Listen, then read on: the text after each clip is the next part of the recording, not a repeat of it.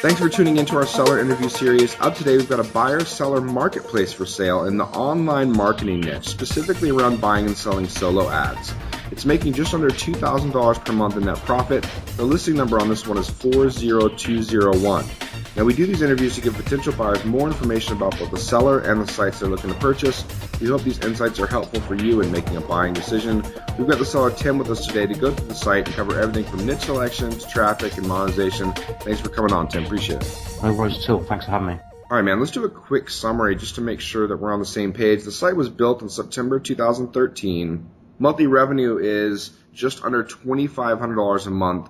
You've got expenses at right around $600 a month, and the net profit is just under $1,900 a month, and you're getting around 15,000 page views per month. Does that sound about right? Yeah, that's about right. Cool, man. So, Tim, if you could tell me a little bit about your background in building or running websites and online businesses, I think that might help us get started. Okay, well, I first got into online when I actually had an offline business, which was based in the UK, a travel agency, where we actually developed a website. We didn't actually get around to selling that. We had to wrap that business up. But when I came online, started a few kind of product launch sites, so in the internet marketing space. But this is really the first website which I'd actually got developed and taken it to the level at which it's currently at. Now, I've not actually sold any other sites previously or bought any other sites, so I'm quite new to this. So this really is my first attempt at selling a website which I've built up to a successful level. Cool. This site's interesting. We were talking about this a little bit before the show.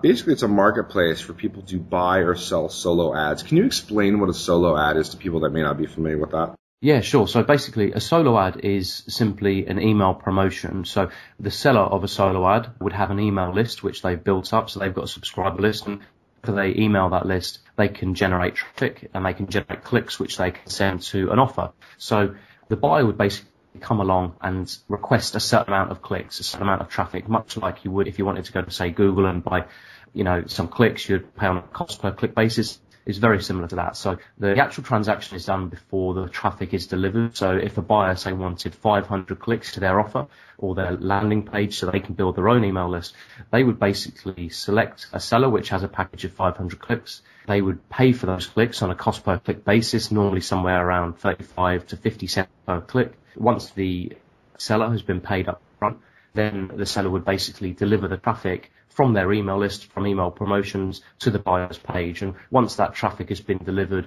then really that transaction has been complete. So it's kind of like affiliate marketing, but kind of twisted on its head where the money is paid up front instead of the actual email marketer being paid a commission. Yeah, it's paid traffic via email marketing. So if I'm a buyer and I want to buy, let's say, 1,000 clicks, and I'm paying 50 cents per, I'm going to pay $500. I'm going to pay this to someone that has a massive email list. And he may have, let's say, 40,000 that are in the internet marketing space or in the, medical space or whatever. He sends those emails out, make sure I get enough clicks, and then basically the transaction's complete. Basically, as it is currently, the marketplace is a solo ad marketplace for kind of really internet marketers, so online marketing, that kind of thing. The marketplace has the capability to be introduced to new markets. So as long as there are list builders in those other markets, they could use the same framework. There would be some changes needed to the actual user interface of the market so that it would all be clear and that the buying experience would be a good one. But based on its current structure, it really is just internet marketing and online marketing niche. Gotcha. Okay. So just generally for internet marketers, why did you get into this niche? Like, why was this something that appealed to you or attracted you? Okay, well, I first got into the internet marketing niche really when I was wrapping up my previous company, the offline company. As I said, we had a website which was taking online. So I really started getting into it then, learning about, traffic generation and how to turn that into a success. When we wrapped that business up, this is something that I kept on doing in my own time, more really as a hobby because I was still in work. So my plan was to move over to Thailand, and really for me, being internet marketing and making money online really was the perfect vehicle which would allow me to do that. So I basically did that. I moved over to Thailand, and the area of internet marketing that I really got started in after I launched a first product which bombed was solo ads. So I became a solo ad seller. I built up my own email list, and then I began actively selling my traffic via solo ads to other marketers who needed traffic for their offers. So that's really how I got started in the solo ads niche. And while I was actually kind of building up my list and starting to sell solo ads, I really realized that there was quite a clear demand for like a middleman solution, some kind of marketplace which would connect buyers and sellers. And the reason for that is primarily that buying and selling solo ads previously was quite a scattered solution where you got lots of different Skype groups, lots of different Facebook groups, and many of these groups have got the same people in. So no real kind of great system or kind of method to be able to buy and sell solo ads. So I thought that actually having a real-time marketplace where the sellers could list all their inventory and then the buyers could come in there and in real time kind of see it, basically reserve and buy something without the seller having to be online. I thought that was a really kind of good idea. So that's why I got started in this niche. And also while I was in it, I kind of realized that it's got quite a low marketplace maturity. There's no real advanced solutions out there for it like there are some other online markets. Tim, so you got into this because you were selling yourself, right? So you had a nice big list. Mm-hmm. Why are you selling the site right now instead of just continuing to keep it and grow it? Okay, so I've decided that since I came online, when I actually started this was quite early in my online marketing career. So I've moved on into other areas which I'm now more focused. I basically decided that I wanted, so that would help fund some of those projects which I'm doing. And also, as I mentioned, because I'm no longer a solo ad seller personally, it's something that I'm kind of moving more away from. I'd be happy to keep the site in terms of keep it there, and it does produce a revenue which can help fund other things. But in order to get these other things off the ground, really, I think there would be a larger amount of money needed other than the money it's currently generating on a basis. So your plan for the cash when you sell it is to take that money and reinvest into other projects, areas that you're more focused now rather than the solo ads. Yes, exactly. Yeah. Great. Okay. So let's talk a little bit about the site itself. It was built back in September 2013. Can you tell me a little bit about what was the trajectory? Did you build it and hear crickets, or was it popular out of the gate, or did it take a few months to build up? Okay, so development of the site probably took about 8 months through 2013, where it actually launched in September. It actually started quite well. We built some buzz, we built up a list, so people kind of ready to jump on board. We actually, at the time it was a partnership, which is why I'm saying but we actually managed to get the site profitable before its public launch. So we paid all of our bills never by public launch. And we did that by selling some 12-month licenses and lifetime licenses to a very number of sellers. So we basically built up funds that way. And as soon as we launched, because we did it like a kind of a traditional internet marketing launch where we had affiliates and JVs promote us, we saw quite a big influx of members, joining and, buying and selling in there from day one. So it got accepted and it was being used widely. We had issues in terms of technical issues in the first few months, one with our hosting solution not being robust enough, so we moved hosts, and we also had a PayPal issue, which we developed an API kind of integration for. So we had a couple of hiccups along the way, but I think any kind of software as a service will have a couple of stumbling blocks. But yeah, we managed to get past that, and then really, through 2014, the site continued to grow. Cool. Okay, so you were developing it for 8 months or so before the launch. You actually sold some 12-month or lifetime licenses beforehand, so that got you profitable. When you launched, you did pretty well, got some cash in the door, and it was more or less immediate success. And you had some affiliates and stuff promoting it at that point. Tell me, what have you done with the site that was just a clear win, something that you're going to take from this site and apply it to future sites because it works so well? Okay, well, there's two things here that I learned massive lessons from. The first one is having a sales funnel kind of behind the website. So had we have actually had a full sales funnel behind the website when we launched it, the site would have been a lot more profitable. So for my next business that I'm currently planning, I'm actually working on that. So having a sales funnel in place behind the actual membership site is definitely a huge thing. What do you mean by that? What do you mean by a sales funnel behind the site? So when a member comes and joins now, they can either join as a free buyer or a paid buyer or a paid seller. So they're the current membership options we've got. And when they join, they're basically becoming a member. And then from that point onwards, what happens? Do we tell them just to go and confirm their account via email, or do we then show them something else which we know that they're probably going to like because they're signing up for a website to do with building an email list and traffic, that kind of thing. So having the sales funnel, which is closely related to what members actually want and why they're signing up, is quite a good idea because it's a logical progression and it means that we can increase customer value. Gotcha. So yeah, building an email list and being able to market to them on similar or parallel services that they would clearly be interested in, you found some value there. Okay, that makes sense. Yeah, I mean, there was the email list side of things, but the actual sales funnel itself is a bit different because the sales funnel is, once they've signed up, we actually send them to a process where they can sign up for our sales funnel, and they can then, it's a services-based sales funnel currently where we provide them with a review based on, like, if they have a landing page they want us to check out, or if they've got an email autoresponder follow-up series, we can check that out and basically give our feedback on that. So what I mean by the actual sales funnel is having something in place which further monetizes that member, whether or not they're a paid member.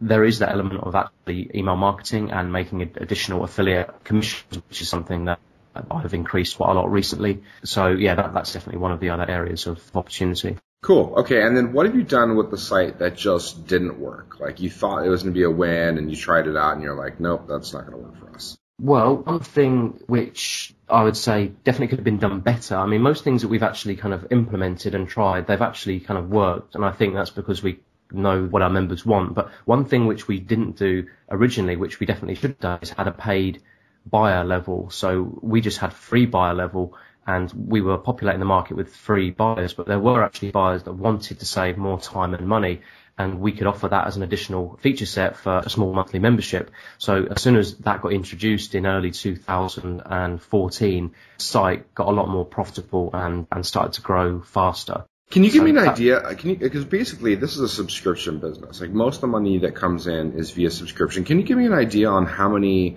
let's say 12-month or lifetime subscribers there are, how many free subscribers there are versus how many paid subscribers there are?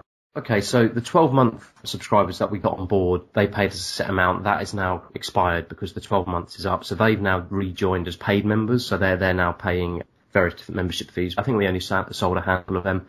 With regards to the lifetime members, I believe we sold about 20. And the reason for that really was so that we could make our money back as quickly as possible, so that even if the site didn't succeed, we'd still not be out of pocket. And the other thing that we were conscious of is that we always wanted to have a minimum number of sellers in there populating the marketplaces, because of course if we don't have any inventory in there, then you could have a million buyers, the site still won't make money. So we did it for those two reasons, which just seemed like a no-brainer to us.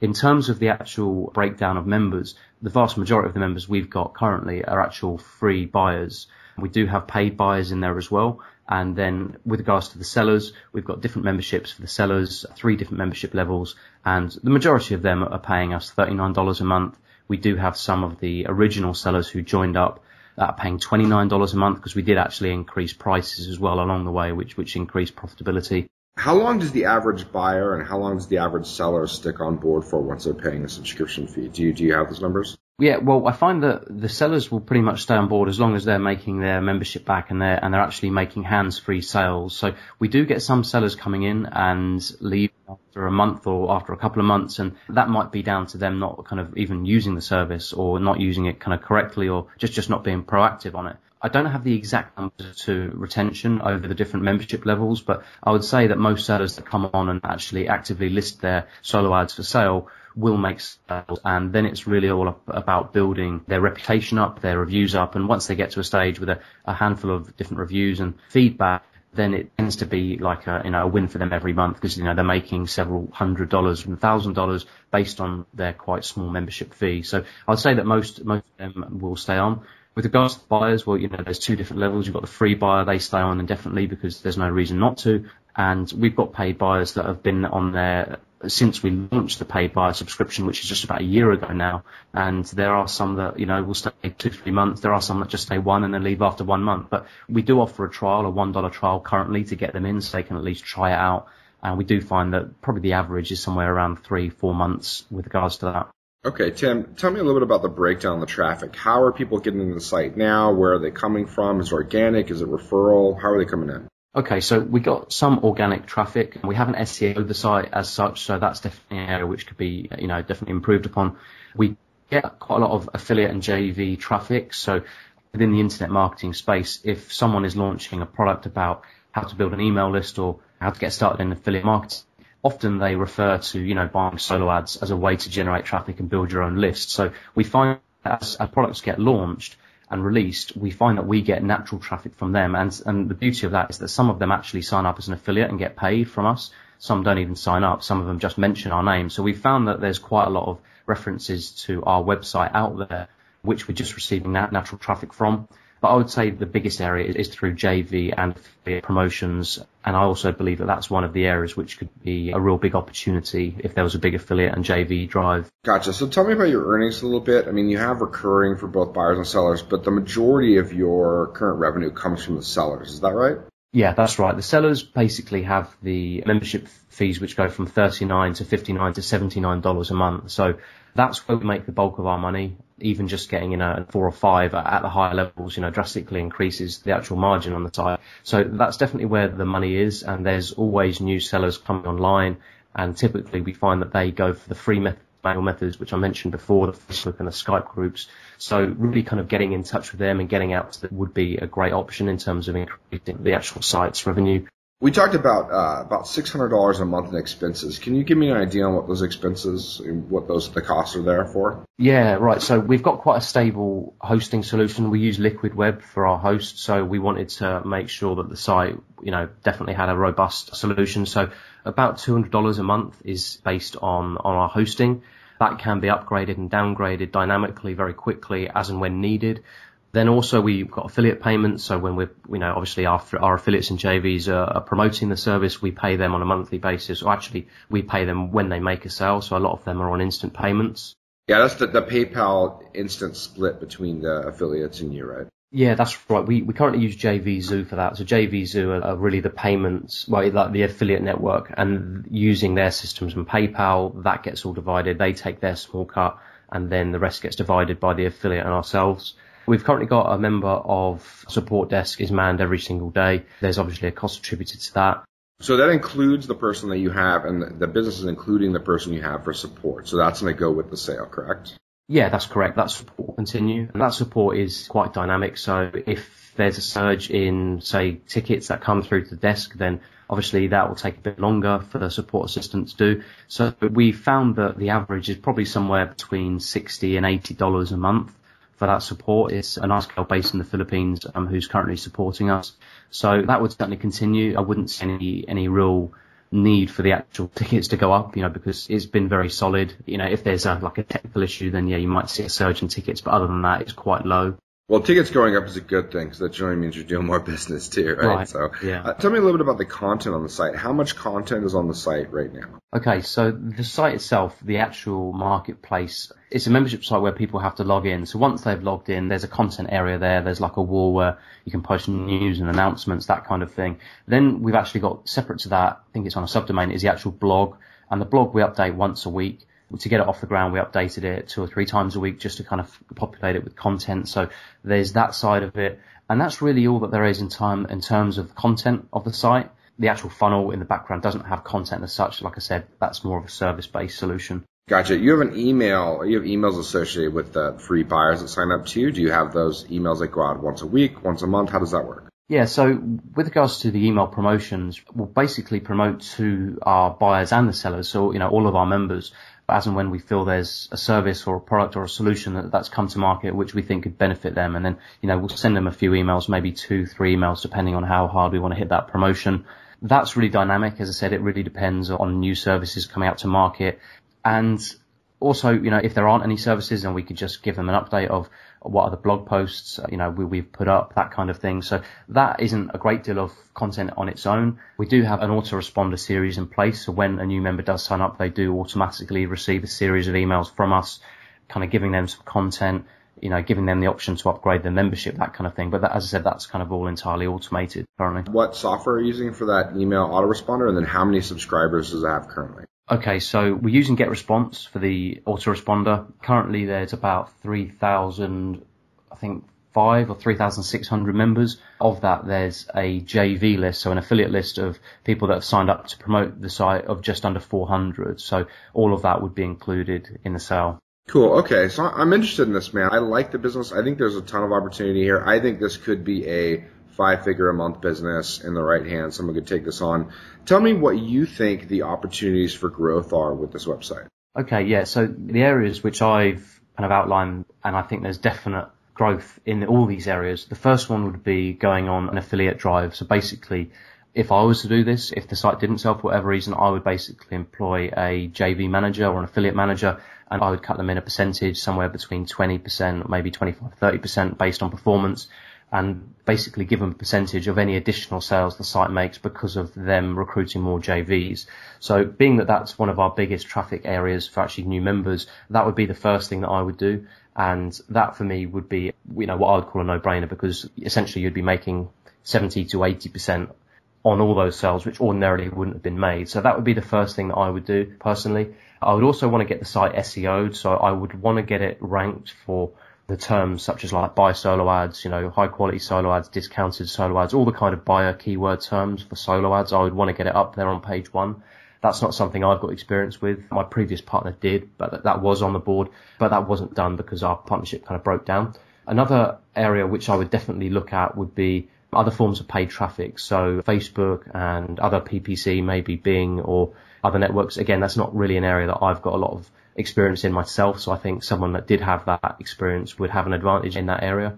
Cool. Yeah, I think paid traffic could do well here. I also think like real brand ambassadorship, like put your name behind it, start writing blog content that's not just to kind of drive potential customers, but that's meant to help educate and like really connect with the market. I think if you're looking, if there's a buyer looking for that type of site that they can blog, that they can get involved in personally, I think this is a great pickup for them. I think in a great position in the market. Yeah, definitely. Sorry, I'm like pitching your website for you. But it's actually pretty cool. Like I was digging through it the last couple hours and taking a look at it. Can you tell me what you think are the biggest risks with this purchase? Like what should a buyer be aware of? Yeah, so I've thought about this one quite a lot and in depth, especially over the past kind of like 5-6 months when I've been trying to work out my plan, what to do with the site. So I actually consider the site to be quite a low risk site. And the reason for that is because it's in quite a small sub niche. It's not in like a big niche. Like solo ads itself isn't a huge market. The pro obviously there is that we're a much bigger player in that market. We've only really got one other site competing with us. And I think our technology is better than theirs. So I would say that it's quite a low risk all in all. There is obviously one risk to any membership site where membership can drop. So there could be, members leaving for whatever reason, whether a new competitor comes along or not. I think that can be easily mitigated by going on a JV or an affiliate drive and actually increasing numbers that way. And also, like I said, with the SEO, if we're getting more natural traffic from the search engines, from people that are searching for solo ads, then I also believe that would easily mitigate any kind of anything like that. Currently, I would say that the site is probably leading in its marketplace, if not neck and neck with the competition. So that would be really the main risks that I could identify. I can't see the demand for solo ads going because there's always new marketers coming online, and it's really considered one of the easiest traffic forms because you don't need experience in PPC or SEO. You don't need that technical experience. You just need to have a page. You need to be able to approach someone, buy some traffic and get it sent there. So it is a very easy transaction. And for that reason, I think it will be the actual model will be around for a long time. It might diversify and it might get a bit more, it might kind of evolve a bit, but I still think at its core, it will still be around for a very long time. Yeah, one of the risks I was considering is that, I think that if you really want to grow the site, you're going to have to invest some time and some money. And by money, I mean paid traffic, right? You can either do Facebook marketing or AdWords. You don't have to do that stuff, but you need to take the content marketing route. But again, that takes time or money because you're buying the blog posts. And so there's going to be a bit of risk in terms of you wanting to grow this to be what I think could be a 5-figure a month business. One risk that we talked about a little bit, I think we cleared up in the vetting process, was the problem of not being able to transfer the current subscriptions to the new buyer. So that was a big red flag for us. As soon as we saw that, we were like, well, I mean, yes, some of them might, transition over, but, a new buyer may lose half of those subscriptions, and that would be pretty painful. So, I think the solution that was come up with is pretty creative, and I'll just mention it. The plan was to, number one, you can switch everything over in JVZoo to go 100% to the new buyer. So all the transactions are going through goes, all to the new buyer. They get everything there. So that's for any of the old subscribers. You can also ask some of them with a bribe to get on the new subscription model. So some of them will probably convert if the bribe is good enough. And then obviously for all new subscribers, they'll be signed up onto the buyer's new plan. So really they don't lose anything. Anyone who doesn't convert, they're still getting paid because you're going to pay them out via the JVZoo account at 100%. So I thought that was pretty slick. Yeah, right. That was the only way I could see it. And just the other element to add to that would be the current traffic which is being generated by affiliates and by those reports and those products which are currently out there. The only other way I'll do it is set up a second homepage so that all of that traffic was still going to a homepage that could convert into paid subscriptions, and the new buyer would still get 100% of it, because obviously if we just change the buttons over to the new sellers buttons instantly, that would mean that some of the traffic although it would convert, the affiliates wouldn't be paid, and then that would really cause headaches for the buyer. So yeah, I think the solution there covers every single aspect. And I also think that over time, over say 6 to 12 months, I think you'll naturally see everyone move over anyway. Yeah. Okay, so let's talk, and as they add new subscribers, those new subscribers are going to come onto the buyer, and they're still getting paid on the old ones. Let's talk a little bit about the work required. Can you talk to me a little bit about, A, the work that's required to just maintain the site? What's your daily, weekly kind of work? And then B, what kind of work would be required to really grow it? Okay, so in terms of the actual work which is currently ongoing, the actual main site itself, the marketplace, doesn't have any work. It's self-sustaining, so I literally spend 0 hours per week on it. So just if I left it as it currently is, it would just keep on ticking over, and revenue would pretty much stay a constant. It kind of goes up and down over time depending on affiliate promotions. So the actual work for the main site is quite low. For the blog, as I said, we're posting like 1 post a week, which takes somewhere between 1 and 2 hours. I think an experienced copywriter or an experienced blogger would probably be able to get that up in an hour. That's something I'm currently doing. So that's definitely something which would need to be, thought about. And then really the other work required is, as I said, we have a sales funnel, which I put in place behind the site. And I really put that sales funnel in place to see whether or not I could do an internal launch and actually generate additional revenue from my members. And it did work, and I made some extra revenue from it. And that really just was a test run for me to prove that it's possible to have a sales funnel, to launch it internally and actually to make some more revenue. So that is a service-based sales funnel whereby we offer reviews based on landing pages, follow-up emails, sales funnels, that kind of thing. And that really depends on orders that come through. That's something that I would be more than happy to support the new buyer with until a replacement was actually found where someone else could do that. So add-on products or add-on services really for some of the current subscribers at a price point that's reasonable is something that a new buyer could add on. Right now, you said the support is currently being handled by someone in the Philippines, so that's taken care of. So really the time commitment is the blog that you're updating once a week just to kind of maintain and keep some content out there. Yeah, completely. Okay, cool. So tell me this, like what kind of skills or requirements could someone have that you think would be really beneficial for buying the site? So if I was a blank and I had skills of X, Y, and Z, like how would that help this buyer? So yeah, I think really someone with an understanding of sales and marketing would have a natural advantage over, it was just, Joe Blogs coming off the street and not knowing anything about it. So someone that kind of understood a bit of sales and marketing, preferably online marketing, internet marketing, that wouldn't be an absolute prerequisite because, as I said, the site kind of runs itself. But in order to take the site to the next level, that would definitely be an advantage. Also, someone which has got a background in paid advertising, media buys, pay-per-click, that kind of thing, I think would instantly have an advantage on currently where I am because I don't have a great deal of knowledge there. So I think anyone with that kind of understanding would easily see, I believe, a way to generate additional revenue in the site. What else could be? Oh yeah, so also someone maybe that understood kind of like sales funnels and maybe even wanted to put a different sales funnel behind the membership site where instead of it being a service-based sales funnel, maybe it could just be a digital kind of product or information-based sales funnel where people could buy different training packages, that kind of thing. I think that's also got a lot of scope. So all of those would be in a great position.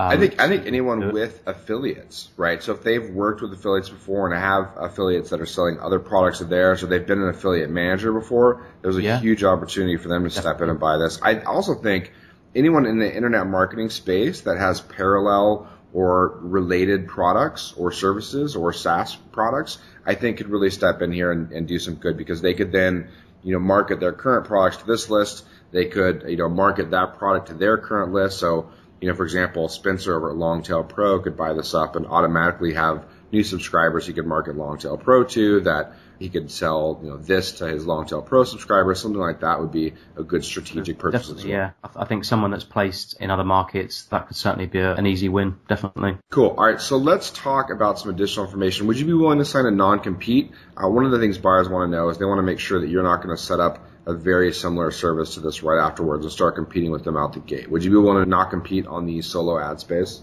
Yeah, absolutely. The solo ad stuff, as I said, is something that I've kind of distanced myself from a bit. So this is really the last remnant. So I've got no problem with signing a non-compete there. Like the area that I'm actually getting into is more sales funnel and marketing funnel based kind of stuff. So there may even be an option to kind of work alongside the new owner and assist them with something there. But in terms of non-compete, no problem. Cool. And then how much support are you willing to offer a new buyer? Okay, so with regards to support, I really want to make this as easy as possible, the whole transition. So I'm happy to give 30-day support in terms of, any time they need a Skype call, if they got email issues.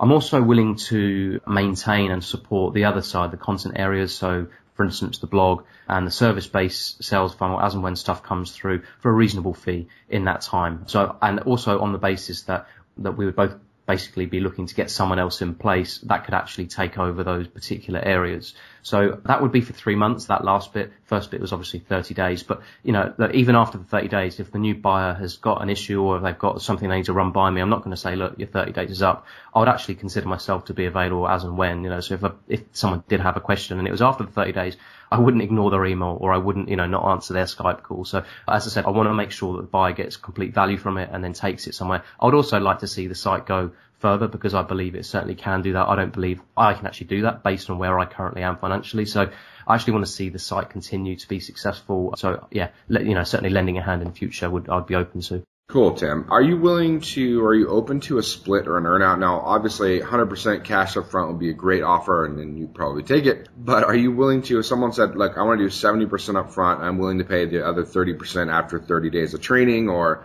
if someone said, look, I want to do 80% up front, I'll do 5% a month over the next 4 months, is that something you'd be open to?